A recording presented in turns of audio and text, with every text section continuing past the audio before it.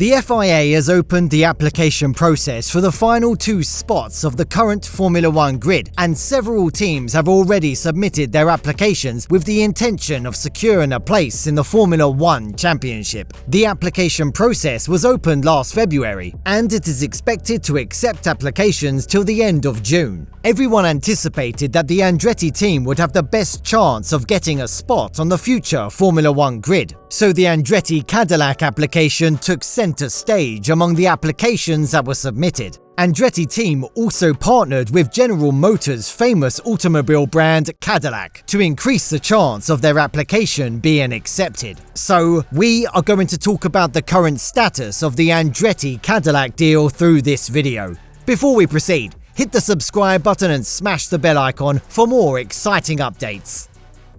A tweet published by Mario Andretti on the 19th of February confirmed that they have already submitted their application as new entrants. Michael has applied to the FIA to field a new F1 team starting in 2024. His entry, Andretti Global, has the resources and checks every box. He is awaiting the FIA's determination. Everyone is talking about this Andretti-Cadillac deal with the controversial atmosphere that has already been created inside the paddock. Andretti brand has a very special connection to motorsport racing over several years, and this brand is famous as talented drivers as well as a powerful team in the racing industry. Mario Andretti was the first one to join the motor racing field and went through several ranks to F1, which is considered as the premium category in motor racing. Mario was able to win the 1978 Formula 1 championship with Lotus F1 team, and he is considered as the last American driver to clinch the Formula 1 championship.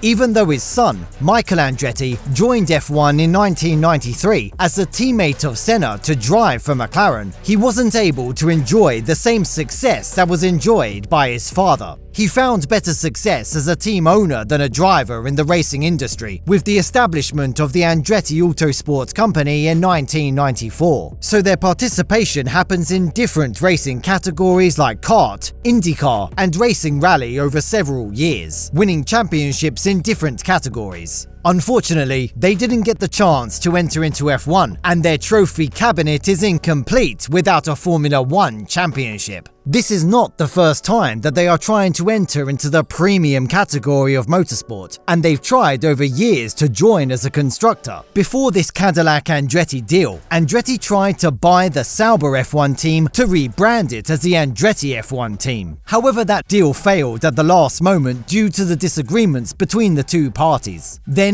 they tried to enter the sport purely as a new constructor, but many current teams opposed the idea of Andretti Autosport, stating that Andretti lacks sufficient financial strength to do so. But most of the F1 fans accept it as a false accusation against the Andretti Autosport. The real point is current teams have the fear of losing their valuable US-based sponsorship to Andretti, which is going to join F1 as a purely US-based F1 team. That's why rival teams have been obstructing its way to join F1. As a strategic response to defend against this accusation, Andretti partnered with Cadillac, which is under the possession of the giant automobile brand General Motors. The official announcement came last January, a few days before the announcement of the application process for the new entrants by the FIA. Now, Andretti is a complete team, with enough experience, technology, and financial strength to compete in an advanced and expensive racing category like F1.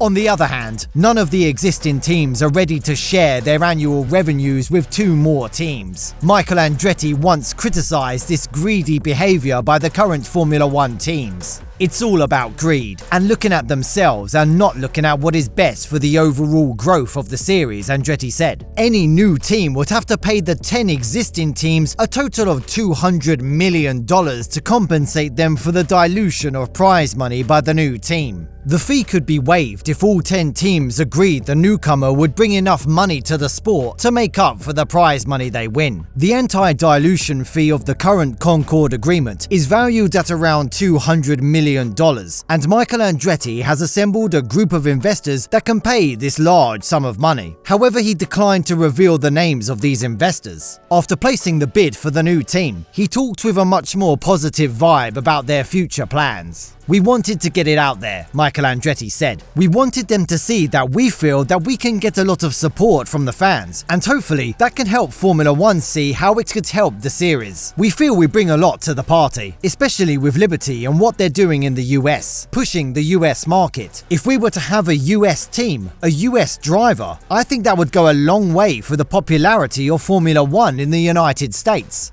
Last month, Andretti Autosport appointed former Lotus and Renault Formula One technical director Nick Chester to spearhead the formation and development of their future Formula One program. Most recently, Chester was employed by the Mercedes Formula E team, which won the quartet of Formula E championships. But after selling the team to McLaren, he was replaced with ex-Ferrari F1 engineer Chris Dyer. Now, he has been given an official role at Andretti's UK headquarters in Banbury, expecting that the team will be granted permission to join F1 for the 2026 season. That means Andretti is already preparing to join F1 despite the FIA yet to make a decision about the two new teams. Even though Andretti partnered with a giant automobile company like General Motors, it will not be an easy process to develop a high-performance engine used in F1. Cadillac has a rich history of motorsport in different racing categories, but despite that, they haven't had a heavy involvement in sports categories like F1. So they will surely have to make an extra effort to build an engine which can challenge the current top teams in F1. According to the FIA,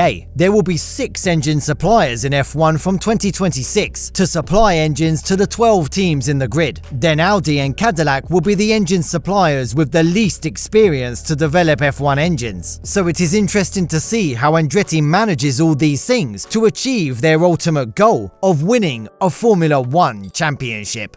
What do you think about the Andretti-Cadillac F1 deal? Can it challenge the top teams like Mercedes, Red Bull and Ferrari? Share your thoughts in the comment section below. Thank you so much for watching the video. If you enjoyed the video, please subscribe. It really helps the channel, and we'll continue to give you more exciting Formula One news. See you in the next video, guys. Goodbye.